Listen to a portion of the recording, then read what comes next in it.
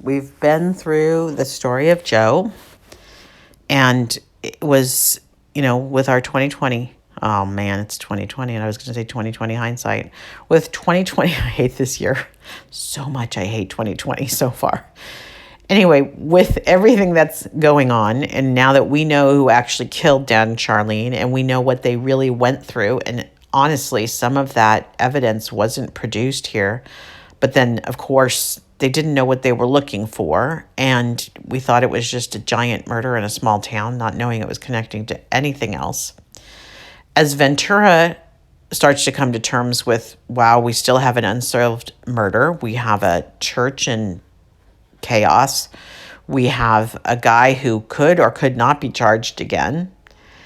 There is an epilogue to the story. So Greg, who knows a story when he sees one, his first article, and these are just definitely epilogue kind of coverage now, like now what kind of coverage. He starts on May 23rd with a big story about the missionary church, a congregation under fire. We have been following, this is a little quote that starts, this is a pull quote that starts the story. We've been following very closely the devil's sinister attack on you and members of the staff. From the Reverend Leonard DeWitt in a leaflet provided to the members of the Ventura Missionary Church on Sunday, May 9. Woo! I believe Satan has been called forward. Here we go. That communication from the Reverend Leonard DeWitt followed a controversial and, for many church members, abhorrent incident the previous Sunday when people tried to serve him with a subpoena to testify in the Ventura murder case. His writing suggests a church under fire, and no doubt the murder case has been an emotional issue for parishioners since the key prosecution witness in a recent preliminary hearing was an associate pastor of the church, the Reverend Donald Michael. Church members recently read an almost daily account about extensive efforts to discredit Michael by the attorney representing murder suspect Joseph Alsop Jr. The defense attack dealt with everything from grueling cross-examination about incidents as much as 2 years old to evidence suggesting mental abnormalities on Michael's part. Sorry, guys, sometimes these newspaper articles are a little old and torn. Michael was a key witness because he and Alsop had made admissions to him about the March 1980 slayings of Ventura attorney Lyman Smith and his wife Charlene. The prosecution's case rode on that testimony and ultimately fell with it. District Attorney Michael Bradbury announced last week that he was dropping the case against Alsop primarily because Michael's credibility had been severely impeached and his testimony discredited. Both DeWitt, the former head of the congregation, and the soft-spoken Michael are widely loved and respected by church members. It's a very strong church with strong support for their ministers, said Municipal Court Judge Bert Henson, who attends with his wife Harriet, a Ventura councilwoman and former mayor. I think a lot of people view this as an attack on the church and an attack on them, and they're ready to defend themselves and the church with whatever's necessary, he said. But exactly how this huge body of religious believers has weathered the controversy of being tied emotionally and factually to a highly publicized murder case is a question that may not be answerable. A handful of members contacted by the Starfree Press, speaking as individuals, expressed various conclusions. The congregation has unified because what has happened. Members are relieved to see it over and are anxious to put it behind them. Or the membership is so broad and politically amorphous that it's difficult for it to register any single reaction. There does, however, seem to be an overriding sense of unhappiness among church members. As a member of the church, I only want the good things to come from the church, so this saddens me, said Mrs. Henson. Meanwhile, church leaders remain silent about the case. Michael, who was urged by church officials to take some time off last week, has been unavailable for comment. The acting head of the church, Reverend Leslie Miller, will not talk about it either. There was a Get Acquainted meeting scheduled between a Starfree Press reporter and Jean Cherry, head of the church's executive board of directors, one other board member, and the church attorney, but it was canceled. Still, there is a glimpse of the thoughts of at least one leader in the May 9 leaflet written by DeWitt. Alsop's defense team had wanted to subpoena DeWitt the week before it was written to question him about the facts relating to Michael's testimony. wrote DeWitt. Now, this is actually a pull quote from that leaflet. Here we go. This is DeWitt's words. I mentioned the weekend was clouded with a note of sadness. We have been following very closely the devil's sinister attack on you and members of the staff. This is to be expected because he knows what a great and dedicated church family you are. I can tell you that the way you have forged ahead since we moved has been a tremendous means of witness and encouragement to the rest of the denomination. Satan would love to divide you, so it's all the more imperative to keep your eyes on the Lord and only Him by ministering to each other. Oh man, I had just a moment there of Dana Carvey being the church lady talking about Satan. There were a number of people present whose goal was to subpoena and drag me into the proceedings. Rather than permit them to use the premises that have been dedicated to the glory of God in any way they intended, I chose to avoid them and voluntarily appear in court to testify on Monday, which I did. It meant, however, that I was not able to come to the narthex and greet you on the way I wanted, and I felt very cheated. This is really why I'm writing this, so that you will understand that I was not avoiding you. As I waited behind closed doors, my heart was so heavy I could hardly handle the disappointment of not being out there with you. I hope you can understand what I was going through. That's the end of his quote, his writing. Defense attorney Richard Hannawalt later reported there was some pushing, shoving, and elbowing of his associates as they tried to serve the subpoena. Church officials deny that. Continued DeWitt, and now this is him speaking again. I want you to know the conduct of those who came to conduct their business in the house of God was downright shameful. I might have expected such treatment when we traveled in Romania and East Germany, but I did not anticipate that such would be the behavior in Ventura. Please be assured that contrary to what you have read or heard, the despicable behavior was on the part of those who came to do anything but worship. Those from the church handled the situation in a very commendable way, and you can be proud of them. Okay, that's the end of his quote.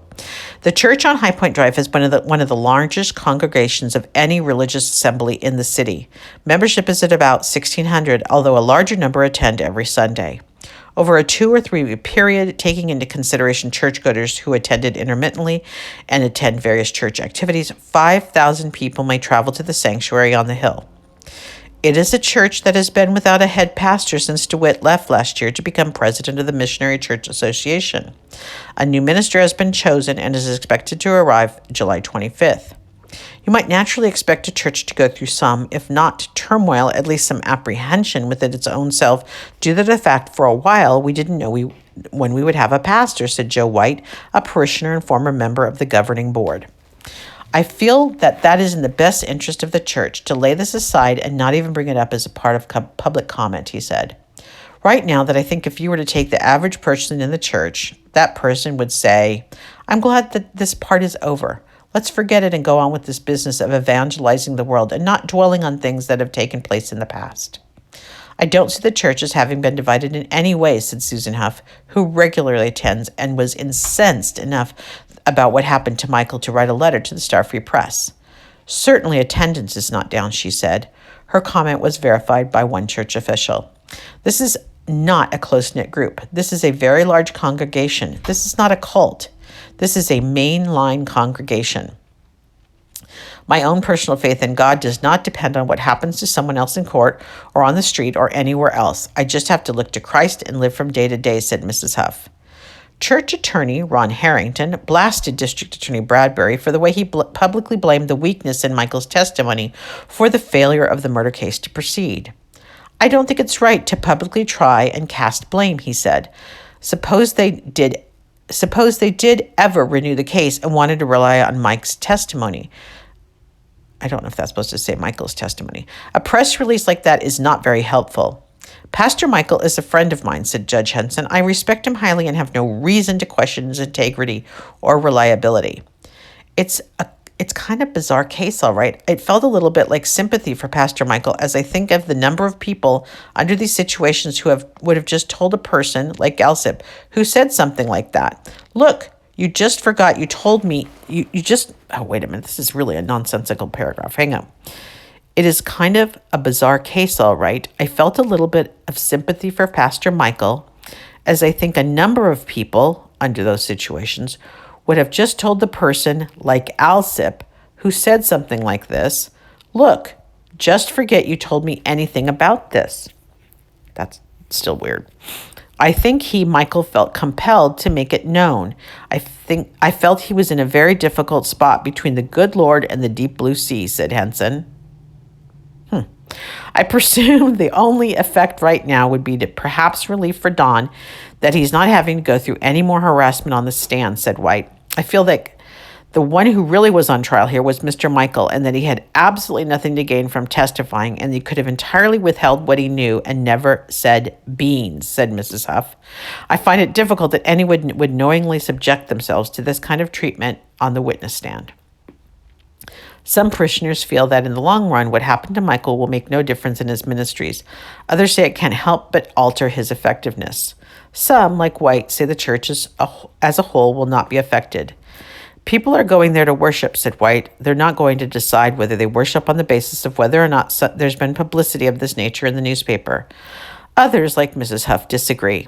I find myself looking at this whole thing and saying, well, it's very sad that this had to happen, because when the credibility of Michael is tied closely to the credibility of the church, and his credibility is publicly attacked, the ability to serve the gospel and share the ministry is undermined. Now, interestingly enough, that is the last we're going to hear of the good Pastor Michael, this last article in the epilogue, but I went ahead and did a little Googling. And there is a history that's available at the Ventura Missionary Church. If you look up the church on Google and you look at the history of the church, I believe it is noteworthy that this man who served there for so long, at least 5 years, if not longer, is not mentioned at all. In fact, I suspect what Hannah Walt was saying about this guy and the fact that he just made shit up is true. And that he brought shame to this church, and they do not speak of him. And I'm pretty good at Google, but I know you guys are better. But I couldn't find any more about where he went, Don Michael. So I had put in Ventura, I put in 1980, of course, just to see where he might go. Checked normal places like LinkedIn, but pastors aren't usually on there. And certainly that's a this millennium artifact, so that's not going to be a thing. But all you researchers out there who love doing this, see if you find any more scoop or if he ever appeared in a courtroom again. But they don't talk about him at the missionary church, is what I'm saying. So there's one epilogue. Here's another epilogue. Man acquitted in slaying can't pay bills. Greg Zoria, the former real estate, this is November 18th in 1982, so now we've moved into the fall. Former real estate agent, once accused of one of Ventura's most notorious murders, is broke and unable to reimburse the state for nearly $50,000 in tax money provided to him for his legal defense. Joseph Alsop received that money during the 6 months he was in county jail and being prosecuted for the brutal murders of Lyman and Charlene Smith. He used it to pay costs for expert witnesses and investigators' fees. Alsop was freed in May after the district attorney dropped the case against him. Though he was freed of the criminal charges, it appears his ordeal has ruined him financially. This, my friends, is clearly something wrong with our system, that you can be bankrupted by this kind of thing, especially when, now he wasn't proven innocent, except now we know he is. I mean, we absolutely know he's innocent, but this has got to be, this is the ugly side of law and order, right? This is the part we don't like to talk about unless it happens to us or someone we love, and then it's horrifying as you watch your finances become disappeared. Okay, Wednesday, Superior Court Judge Lawrence Storch ruled that Alsop did not have to pay the money back because of his financial condition. Storch had questioned Alsop about his current assets or lack of them in an effort to determine if there were legal grounds for reimbursement to the state. Storch learned that Alsop had lost his real estate license while in jail, had lost interest in all the properties he was once involved with, and is on the verge of filing personal bankruptcy. Even the lawyer who successfully represented Alsop in his defense against the murder charges, Richard Hannawalt, said he has received no money in his efforts. Hannawalt said he suffered a net loss since he assumed an interest in some of Alsop's properties as payment and now finds himself embroiled in the same lawsuits aimed at Alsop and his business partners. By the way, brilliant strategy. You want to have somebody help fight you for your money? Include a lawyer. Alsop told Storch he is currently working for his landlord to pay rent on his Ventura apartment. Alsip, who was eligible to receive funds from the state because of the crime, was a capital case, one in which he could have been sentenced to death if convicted. Well, that's interesting, because it was a capital case is why he was able to receive funds. And now I wonder, is that also true with D'Angelo? I will go find out. Okay. Then another epilogue. So that's the epilogue of Joe Alsip's finances. Once again, Ventura County Star-Free Press does the top stories of 1982. And the Smith case, first, number one was the economy. Number two was the election. So it's 1982. What's the election? That's not a presidential election. That's an interim election. Must have been a governor's election, maybe. The Smith case was number three. Oil discoveries was number four. And the Simi police, I don't know, was number five. Here's what they said about the Smith case. It looked for a time in 1982 as if the murders of Lyman and Charlene Smith might be solved, but it was not to be. The Smiths had been killed in 1980 as they slept with a bloody log found on their bed. Smith had been reportedly scheduled to be appointed as a judge. Months went by with no arrests until key testimony was alleged against Joe Alsip Jr., and he was by Reverend Donald Michael, and he was arrested and made admissions about his participation in the slayings. But at the preliminary hearing, defense attorney Richard Hannawalt was able to cast doubt on Michael's credibility. Alsip was ordered to held for trial at the conclusion of the hearing, but District Attorney Michael Bradbury decided not to proceed. He did not think the case was strong enough to take to trial, particularly in view of the serious impeachment of Michael's testimony. A jubilant Alsip was freed from the county jail. No other arrests have been made in the case. So there is the epilogue on the Star-Free Press's coverage. And here is your Hannawalt epilogue, Sunday, February 27, 1983, which is just par for the course. Here we go. You'll love this headline. Lawyer Hannawalt finds self in need of defense. Ventura defense lawyer Richard Hannawalt spends much of his time trying to keep his clients out of jail. Now he's trying to keep himself out of jail. Hannawalt was found in contempt of court Friday in Santa Maria by Santa Barbara Superior Court Judge Royce Llewellyn after Llewellyn became upset with Hannawalt's questioning of a prosecution witness. Unless the judge reverses his order, Hannawalt will serve time in jail and pay a fine at the end of the trial. Hannawalt is defending Edward Alvord of Lompoc, charged with shooting a gun at an occupied car. In court Friday, Hannawalt was questioning the witness whose identification led to Alford's being ordered via letter to appear for trial in the case, Hannawalt said. Hannawalt challenged what he felt were discrepancies with the young man's identification of Alford as the man who shot the gun. My client is a 300-pound biker with a ponytail. He was describing a 160-pound man, Hannawalt said. You can't make this up, guys. You just can't make this up. With Alford outside the courtroom, the young man would show pictures of 5 men used in a lineup by police to identify Alford as the suspect. Hannawalt claims that because Alford's picture was larger than the others, the lineup suggested he is the suspect. You can't do that, guys. We all know you can't do that. We've all watched enough Law and Order and SVU to know you can't do that. You cannot bias that array. The photo array. Could you please look at this photo array? The judge became quite upset with Hannawalt's questioning, ordered him to his chambers, and told him he was in contempt of court for improperly asking questions. The prosecutor had not raised objections to his questioning, Hannawalt said. That's interesting, by the way. The prosecutor's not objecting, but the judge is. Yikes.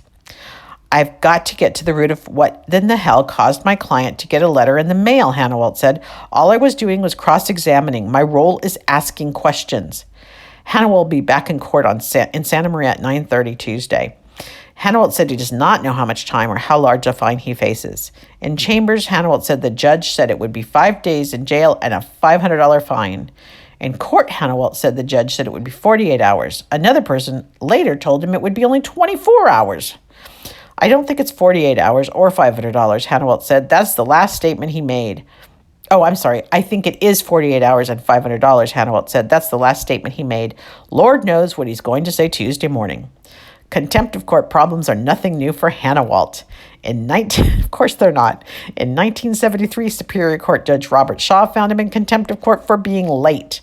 And last May, Municipal Court Judge Bruce Clark issued a bench warrant for Hannah Walt's arrest for contempt of court after her attorney missed a preliminary hearing. And there's your epilogue on Hannah Walt. And you can go Google him. He is still practicing. I put a link in the podcast last week about when we were talking about him, and I said he was kind of odd looking. I put a link in there, so it's always in the descriptions for the podcast. So hopefully it's a hot link and you can just press it and go. But he just kept going, guys. He kept going, and he is everything that he ever was. And now we have our final epilogue, which is, of course, my family. What the heck's going on? What's going to happen with our murders? It is September 11th, 1983. Wow, a date that would be important in just a couple decades. Unsolved murders, gory puzzles with missing pieces. This is Pat Flynn writing this, so maybe Greg has moved on, not sure. The case of the 89-year-old former teacher stabbed to death in her bed may be solved soon. The 3.5-year-old investigation into the bludgeoning deaths of the prominent attorney and his wife still turns up an occasional lead, but it would probably take revelation to solve the mysterious killing of the 63-year-old ice cream vendor and shot several times in the chest inside his combination business and residence. Ventura Police Sergeant Mike Goth, the detective who supervises investigations of homicides and other crimes against people, made those observations recently in a discussion of the city's most recent unsolved slayings. Of those 3 cases, 2 occurred in the past 7 months. The other was in 1980. Going back farther, there are 3 unsolved slayings since 1970 on Ventura Police books and 1 case of a missing person who may have been murdered. Homicide's always your number 1 priority. That's the worst single thing you can do to an individual is kill them, Goth said. Presently, I don't have anyone working consistently on Smith. I still have 1 investigator spending 10 to 15% of his time on Boland. And detectives soon will get together with representatives of the district attorney's office to review their case against a suspect in the murder of Priscilla. Just time. Basically, we think we've got a case and the DA doesn't, Goth said, of that investigation. The Smith referred to by Goth is the late Lyman Smith, an attorney who was reportedly in line for a Superior Court judgeship. Smith and his wife Charlene were found in their bed the afternoon of March 16th. Their skulls had been crushed with a log. Ted Boland, who sold ice cream and sweets off a truck, was shot in the chest February 13 outside his warehouse residence on Palma Drive. Mrs. Justheim, a former music teacher who lived on Dunning Street for more than 50 years, was found stabbed to death in bed just after midnight. What the cases have in common is the detectives have not determined a clear motive in any of them. Otherwise, they're dissimilar. Each presents a different set of challenges to investigators. The Smith case from the start was a very difficult case to work, Goth said. He spoke in his office, its walls bare except for charts delineating the final hours of Boland and Justheim. Your hardest cases to work are the really high publicity cases. You've got a crime that went down in a relatively affluent neighborhood. Your victims are well known, and so it's a hard case because there's outside pressures pushing you. Not that you don't have them in all cases. And also the public expects you solve something like that right away. There are those in the police department and the district attorney's office who believe the Smith case was solved once. After a 2-year investigation, police arrested Joseph Alsip, Ventura real estate agent and former business partner. However, defense attorney Richard Hannawalt discredited any key prosecution evidence during a preliminary hearing, and district attorney Michael Bradbury decided not to take the case to trial. After 6 months in jail, Alsip was set free. He was not, however, has been ruled out as a suspect, Goth said. But there is no consensus about who did kill the Smiths.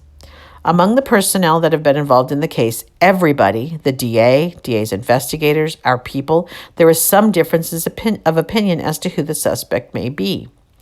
Boland, the ice cream man, moved in different circles than Smith, but he was well known in his own right. Basically, with Boland, it's a problem and an advantage that he was known with so many people because of his occupation. There's a lot of background to gather on him. Ted was in the ice cream business down in Pomona. He was the manager of tropical ice cream in Oxnard for a couple or 3 years before he came over here. So there's just a lot of people, to look into. We've found nothing in this line on Boland, but you always look back to see, if someone's mad at him. Detectives have interviewed more than 150 people in connection with Boland's killing, but none of them can even remotely be considered suspect, Goth said. They have, however, eliminated some people from suspicion. We've about ruled out everybody who was close to him, Goth said. That includes his former wife, Fung, who lives in San Diego with their children. There are not as many people police could contact in connection with Mrs. Justheim, but we still talked to 25 to 30 people easily, Goth said. Mrs. Justheim shared her home with her son Charles, 62, a cerebral palsy victim since birth.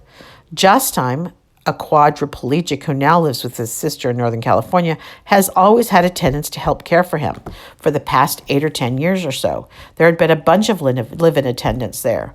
We talked to friends of the victim, people that have taken care of Charlie, relatives of the victim, Goth said. We went back 3 or 4 years after interviewing those that have taken care of Justheim, Goth said, but must have talked to 7 or 8, he said. He noted there is a lot of turnover in that kind of work. Mrs. Justheim's case is clearly the closest to being solved. We've gone so far with Justheim that the DA has a copy of everything, all the tapes and everything. We've identified a deputy DA that's looking at it. With Ted Boland, we haven't talked to the DA's office. We've talked to them about some of the legal ramifications of the case, but since then we haven't talked to them. We can confidently say we are a hell of a lot further along on Justheim than we are on Boland. And by the way, we're in the interior spread now of the paper, and there's a huge picture of Dad and Charlene's house, the cool drawing that Martinez drew of Lyman and Charlene, and the headline is, "The Ventura police keep trying, and usually they succeed." Goth has detectives putting in time every week on the Boland and Justheim cases. The Smith murders gets attention when time permits. What do they do at this point? When you get down to it, it really doesn't matter which case you're working. It applies to robberies. It applies to a lot of our sex crime. It amounts to the same thing over and over. Looking back on what you've done, seeing what you've done, re-reviewing it, re-talking to people. Every once in a while, however, the drudgery of pouring old evidence is left behind when a startling clue turns up. Paul Aaron Wolf is a murderer or a dead F-U-C-K. His conspirator is a rabbit dead F murderer too. Lyman and Charlene Smith were good murder in their sleep restitution pleas. She was raped. This cryptic message was found scrawled on a trash can outside a convenience store at Laurel and Main Streets a month ago.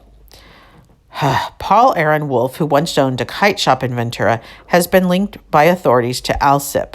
Let me try to read that note again, because they put all this sick, SIC, which means that's how he wrote it. So it really botched up this note. But I wish they would have printed the note. Here, let me try it again. Here's what was found on this trash can. Paul Aaron Wolf is a murderer and a dead fuck. His conspirator is a rabbit dead fucking murderer too. I think it's supposed to be murderer too. Lyman and Charlene Smith were good. Murder in their sleep. Restitution please. She was raped. Okay, so I guess it's someone accusing Paul and Joe of doing this. A rabbit dead. Okay. Wolf was arrested in Ventura a year ago on a warrant charging him with the murder in Pennsylvania. He was questioned in connection with the Smith murders, but apparently was uncooperative and eventually was extradited to Pennsylvania, where he was tried in the 1979 murder of a truck driver and acquitted. Local authorities had hoped that if Wolf were convicted in that trial, he might provide them with information on the Smith case in hope of a more lenient sentence in Pennsylvania. When the graffiti was reported to the police, Goth sent a detective to see it and photograph it, but what it means, he doesn't know. That's the damnedest thing. Something out of the clear blue. It's something that I don't know why. It may even be evidence. It may not mean anything. How do you evaluate it? Goth said he and his investigators would like to talk to the author. If someone out there knows something, we'd like to talk to them, he said. A lot of it is just general curiosity. I'd like to talk to whoever wrote that on the can just to see what the hell they were doing. Of course, with our luck, it's some dingling that collects newspapers going through their collection who decided to go out there and make it public. I don't know. In their search of murder clues, detectives come to know the intimate details of the victims' lives, their habits, and their idiosyncrasies. It's part of the job, but can give an investigator a feeling of being uncomfortable, like a voyeur. That's the really spooky part about working the job, Goth said. He referred to the case of Judy Stewart, the woman who was convicted in February of murdering her infant daughter in a Ventura motel room. By the time we got through that investigation, we knew everything about that kid from the time she was born. It's the same thing with Ted, Mrs. Justheim, any of them. It's somebody you never met, but obviously it's somebody's mother, brother, uncle, best friend, stuff like that. After they're dead, you get to know everything about them. In a lot of ways, that's really spooky. There are cases where you get involved in an investigation like this and you don't start finding out stuff. You don't want to know about it. I don't care. I don't want to know about it. But unfortunately, you have to dig into that stuff because it may affect your investigation somewhere down the road. While detectives continue to try to break the 3 most recent unsolved murders, other cases remain open and get little or no attention. Among them are these, and these are some Ventura cases. Lynn Marie Miller, 21, who was found by her husband stabbed to death in her Main Street home. The deeply religious young woman was nude and had been sexually molested. At one point, police who kept the case shrouded in unusual secrecy for their search for the killer had been narrowed to 3 people, including 2 members of the Mueller's United Pentecostal congregation, but no one was ever charged with the crime.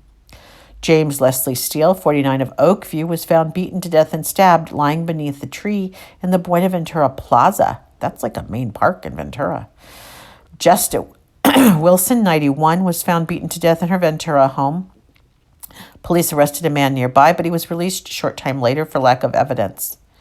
Cindy Lee Mellon, 19, of Ventura, was last seen as she left work at the Broadway store at the Buenaventura Plaza, that was a mall, the night of January 20th, 1970. She is officially listed as a missing person, but police believe she is probably dead.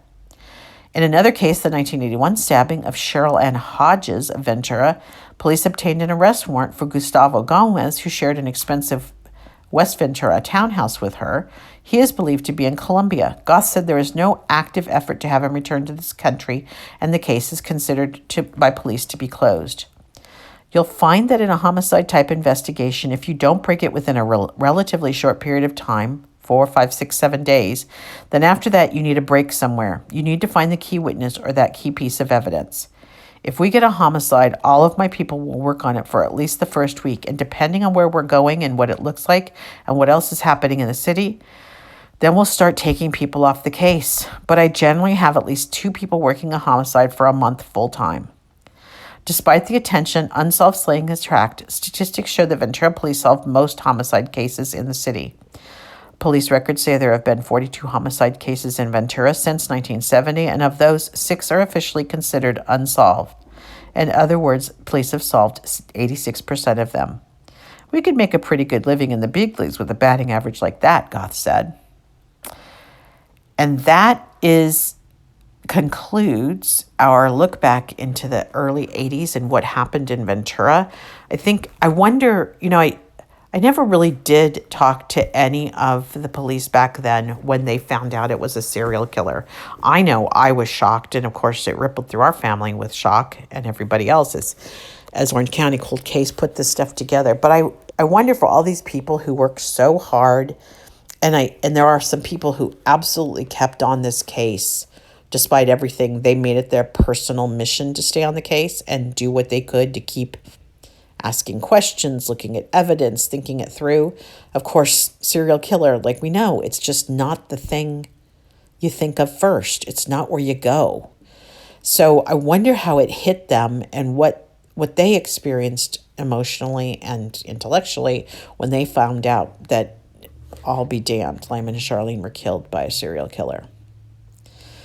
So that takes us out of history. We'll move forward with much more interesting things now as we start to look at what's facing D'Angelo, the motions that have been filed, some interviews I have planned, and maybe eventually getting back to court and getting this asshat convicted. I just really do want him to be convicted of something. Please, something. Thanks, you guys, for the follows. Thank you for subscribing. Thank you for listening, and I'll talk to you soon.